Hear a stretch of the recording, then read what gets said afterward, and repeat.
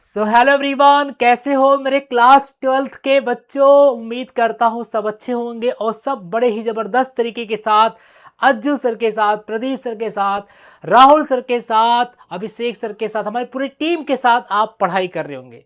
और जैसे कि मैंने देख सकता हूँ आपका इंग्लिश का पेपर बहुत अच्छा गया और आपका हिंदी का पेपर भी बहुत अच्छा गया है। अब बारी है मराठी का और मराठी भी आपका अच्छा जाएगा, इतना मुझे भरोसा है। लेकिन ये तो आपके लैंग्वेज हो गए, लेकिन भाई पीसीएम और पीसीबी अभी भी होना बाकी है। यानी कि फिजिक्स, केमिस्ट्री, मैथ्स, बायो बाकी है और फिजिक्स का पेपर आपका है 16 तारीख का। जी हाँ गाइस, लेकिन आपको पता होना चाहिए फिजिक्स का तैयारी तो आपके अज्जू सर करवा देंगे, नो डाउट। आपको पहले बता देता हूँ, फिजिक्स की भाई फुल सेट, मतलब फुल फील्डिंग सेट हो चुकी है। ठीक है, पूरी फील्डिंग हमने सेट कर दिया है। आपके प्रदीप सर ने और आपके अज्जू सर ने दोनों मिलके भाई, दो भाई मतलब दोनों तबाही।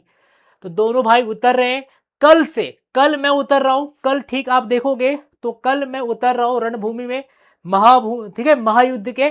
सबसे पहले आप ध्यान दीजिएगा, कल मैं उतर रहा हूं ठीक 5 बजे, आपके अज्जू सर, ठीक है। और महा रिवीजन लेंगे चैप्टर नंबर 8, 9, 10 का। और बहुत ही अच्छे से, मतलब अब तक कुछ भी नहीं पढ़ा है तो प्लीज सेशन को देखना बहुत जरूरी है। जिसका पढ़ के हुआ है उसको, जिसका पढ़ के नहीं हुआ उसका भी, सबको आना जरूरी है।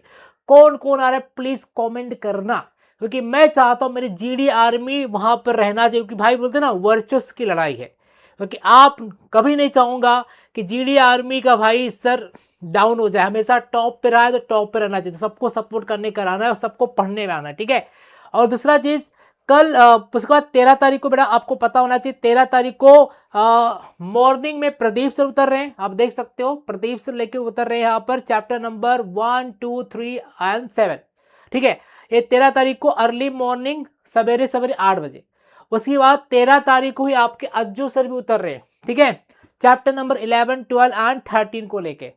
उसके बाद 14 तारीख को, ठीक है, 14 तारीख को फिर से आपके प्रदीप से उतर रहे हैं चैप्टर नंबर 4, 5, 6, यानी कंप्लीट फिजिक्स हो चुका है।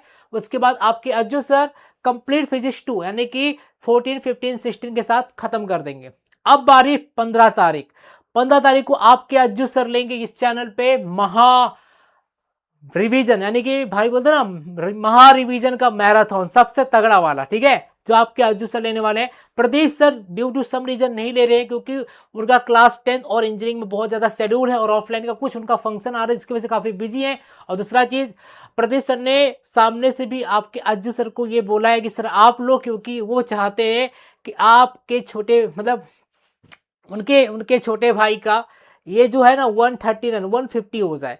तो एक्चुअली मैं जानता हूँ सर ने इसकी वजह से मुझे फेवर दिया है, बस उन्होंने ऐसा रीजन बता दिया है, ठीक है। तो मुझे पता है सर चाहते हैं कि 150 हो जाए, ठीक है। तो thank you sir, thank you Pradeep sir, भाई बड़े दिल वाले प्रदीप सर। तो प्रदीप सर के लिए please OP in the chat होना चाहिए, बड़ा भाई कैसा हो, प्रदीप सर के जैसा हो, ठीक है, ध्यान देना।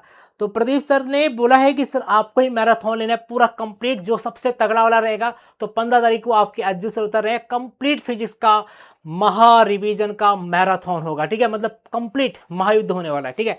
उसका 16 तारीख को अगर आप सपोर्ट दिखाओगे, 15 को सबसे टॉप पर अगर हम रहेंगे महाराष्ट्र में, तो 16 तारीख को भी आपको ऐसा चीज दूंगा जो आपका फिजिक्स का पेपर पूरा गेम चेंज कर देगा। यानी कि चलो उठो अब फोड़ना है। सवेरे आऊंगा 5:30 बजे और 1 पेज कुछ तो बना के लाऊंगा, आपको दे दूंगा, आपका पेपर अच्छा चला जाएगा। लेकिन वो डिपेंड करेगा आपके सपोर्ट पर, ठीक है। आइए, लेकिन आपको पता होना चाहिए फिजिक्स का पेपर लिखना कैसे है। तैयारी तो आपके अज्जू सर करवा देंगे, आपके प्रदीप सर, लेकिन लिखना कैसा है, that is a very main important thing. बच्चों को लिखना, क्योंकि देखो हम दे तो देंगे लेकिन प्रेजेंट तो आपको करना है।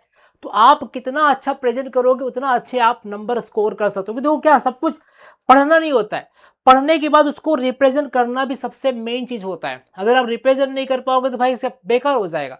तो आपको, आपके लिए आपके अज्जू सर ने एक पेपर रेडी किया है 2025 का, जो कि मैंने खुद सॉल्व किया है, ठीक है। 2025 का ये क्वेश्चन मतलब पूरा सॉल्व किया मैंने और मेरे द्वारा सॉल्व किया है, जिससे आपको आइडिया आएगा कि पेपर आपको लिखना कैसे रहता है, ठीक है। आज यहां पर दिखाता हूं मैं। तो गाइस देखो ये आपका ना फर्स्ट पेज है, ठीक है, this is the first page.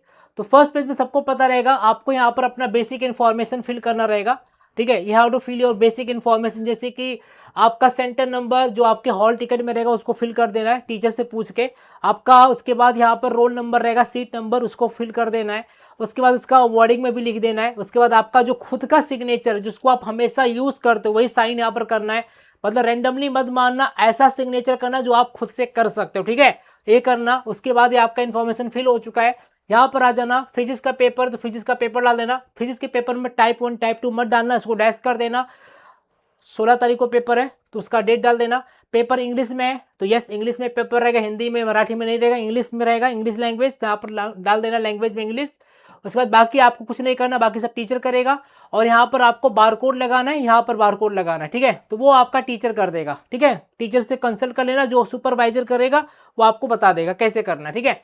अब बाकी बेटा कैसे आपको पेपर लिखना है, सबसे पहले आपका सेक्शन ए आएगा। इसके अंदर आपको पता है बेटा दो टाइप के क्वेश्चन होते हैं, एक एमसीक्यूज होता है, एक ऑब्जेक्टिव्स इन वन, मतलब वन सेंटेंस रहता है। तो आपको पता होना चाहिए सेक्शन ए डाला और उसके जो भी आपके एमसीक्यूज रहेंगे, ध्यान देना एमसीक्यूज का, ठीक है। जैसे पहला एमसीक्यूज, तो पहला एमसीक्यूज का करेक्ट आंसर कौन सा ऑप्शन है, तो ऑप्शन और ऑप्शन के साथ जो आंसर है ऐसा लिख देने का, ठीक है। अब और उसके बाद दूसरे नंबर में कौन सा ऑप्शन करेक्ट है, तो ये करेक्ट है, तो उसका मतलब करेक्ट ऑप्शन उसका आंसर, ऐसे आपको पूरा का पूरा एमसीक्यूज लिखना है। और हर एक क्वेश्चन के बीच थोड़ा सा गैप रखना ताकि नीट एंड क्लीन दिखे। दूसरा चीज आपको प्रॉपर मार्जिनल लाइन ड्रॉ करना है, ज्यादा मत ड्रॉ करना कि छोटा कर दो स्पेस ताकि आपका आंसर बड़ा दिखे, नहीं, टीचर बहुत चालाक हो चुके, तो आपको एकदम प्रोफेशनल रखना है, ठीक है, ज्यादा मत करना है प्रोफेशनल, इसलिए कि आपके एजुकेशन नहीं किया, ठीक है। आगे बात करते हैं। अब देखो इसी सेक्शन ए में दूसरा क्वेश्चन था, क्या था, मतलब 1 मार्क्स के जो क्वेश्चन थे जिसका आंसर 1 सेंटेंस में आता है, तो उसमें भी आप कंटिन्यू करो, ठीक है, ज्यादा बड़ा नहीं। क्वेश्चन नंबर 1 उसका आंसर, क्वेश्चन नंबर 2 उसका आंसर। आपको क्वेश्चन नहीं लिखना, बस क्वेश्चन का प्रॉपर नंबरिंग करना है, उसका आंसर करना है जैसे मैंने किया है ऐसे आपको। और एक एक आंसर होने के बाद एक आपको पेंसिल से क्या करना, लाइन खींचना है, एक लाइन खींचना, ताकि टीचर को पता चलना चाहिए कि यस आपने पेपर यहाँ कंक्लूड किया, ठीक है, मतलब आपका आंसर यहाँ पर कंक्लूड हो गया। और प्रॉपर आपको मार्जिनल लाइन क्या करना है, ड्रॉ कर, जैसे मैंने ड्रॉ करके रखा, ठीक, ऐसे पेपर आपका दिखना चाहिए नीट एंड क्लीन। और ध्यान देना आप लोग जिस राइटिंग फॉन्ट का इस्तेमाल करो, यानी कि जो आपका राइटिंग है, मतलब कर्सिव मत रखना, हो सके नॉर्मल रखना, ताकि टीचर को आपका राइटिंग क्या हो समझ में आना चाहिए। और डार्क पेन से लिखना, मतलब बहुत ज्यादा डार्क मत करना कि भाई एक पेज से दूसरे पेज में छप जाए, लेकिन हाँ मतलब बहुत हल्का भी नहीं होना चाहिए, मॉडरेट रहना चाहिए। और ब्लू बॉल पेन से लिखना, ठीक है, ध्यान देना, इतना अंडरस्टैंडिंग कर लो। उसके बाद बात करते हैं, ठीक है। उसके बाद देखो न्यूमेरिकल्स में क्या करना, आप क्वेश्चन नंबरिंग उसका आंसर, जिसमें सबसे पहला गिवन लिखना, गिवन के बाद उसका क्या निकालना है उसके अंदर वो लिखना, फिर उसमें फॉर्मूला डालना और सॉल्यूशन। अगर आपने फॉर्मूला और सब कुछ प्रॉपर लिखा है तो उस पर भी आपको हाफ नंबर मिल जाएगा। गवर्नमेंट का रूल है, मतलब गवर्नमेंट बोर्ड का रूल है कि आप अगर फॉर्मूला भी लिख देते हो प्रॉपर तो आपको हाफ मार्क्स मिल जाएगा, ठीक है। और अगर तो कुछ वैल्यूज रख के आपने सॉल्व भी कर दिया तो भी आपको हाफ मार्क्स मिल जाएगा। अगर आपका आंसर आ गया तो भाई पूरा नंबर मिल जाएगा, ठीक है, ऐसा कर देना। जैसे आपका आंसर खत्म होता है प्लीज एक लाइन खींच देना, ठीक है। न्यूमेरिकल कैसे करना आपको समझ में आ गया। उसके बाद नया सेक्शन नए पेज से स्टार्ट करना है और उसका भी सेम आप आंसर नीट एंड क्लीन लिखना ताकि टीचर को समझ में आए। डेरिवेशन में ज्यादा थ्योरी लिखना नहीं है, लेकिन थ्योरी एकदम पॉइंट टू लिखना है, 2-4 लाइन आपको थ्योरी लिखना है पॉइंट के हिसाब से। उसके बाद इक्वेशन लिख के आपको कंक्लूड करना है, आंसर आने पे उसको hence this is the expression ऐसा आपको लिख के मतलब कंक्लूड करना है। और हर स्टेप पे मार्क्स है तो टेंशन मत लो, जितना भी लिखोगे तो कहीं ना कहीं कुछ ना कुछ आपको मार्क्स मिल जाएगा, ठीक है, अंडरस्टैंडिंग हो गया। उसके बाद बात करते बड़ा अगला टॉपिक देखते हैं, ऐसा कोई डेरिवेशन जिसके अंदर डायग्राम आ जाए। तो बच्चों को सबसे ज्यादा टेंशन होता है डायग्राम वाले में, तो डायग्राम टेंशन ना लेना। डायग्राम आपको ना मतलब डार्क पेंसिल से बनाना है, लेकिन जो लेबलिंग होता है ना कि जो नेमिंग किया जाता है उसको पेन से कर देना, कोई दिक्कत वाली बात नहीं, ठीक है। अगर आप श्योर हो तो, नहीं श्योर हो तो आप पेंसिल से करना, अगर आपको लग रहा है मिस्टेक हो सकता है, ताकि इरेज करने का आपको मौका मिले।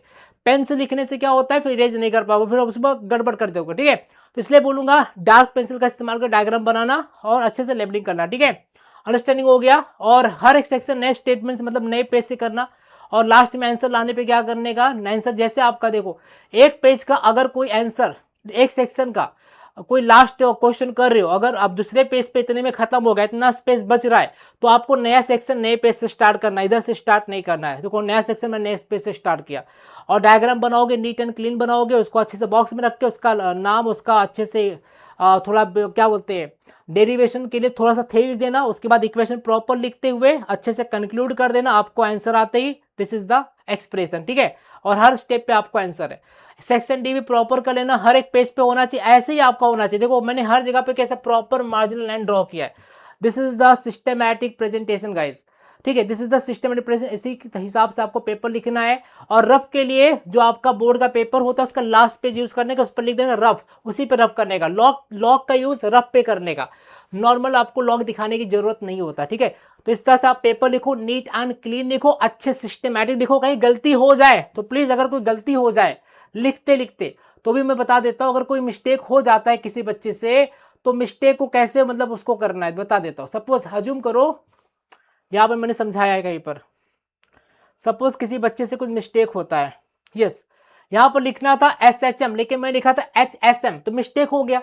तो मिस्टेक को बस हल्का सा एक लाइन ड्रॉ कर देने का, ऐसा कट कर देने का, वो समझ में आ जाता कि मिस्टेक हुआ है। उसके बाद आगे कंटिन्यू करो। ठीक है, उसको ऐसे ऐसे करने का नहीं, मतलब रॉन्ग प्रेजेंटेशन हो जाता, ओवर राइटिंग में आ जाता। ठीक है, तो उससे आपका मार्क्स कट जाएगा। बाकी एकदम अच्छे लिखना, और आपका हर स्टेप पे मार्क्स होता है, तो टेंशन मत लेना। पेपर जितना हो सकता है पूरा अटेंड करने की कोशिश करना, आपका परीक्षा अच्छा जाएगा। बाकी अज्जू सर आपको ज्ञान देते रहेंगे।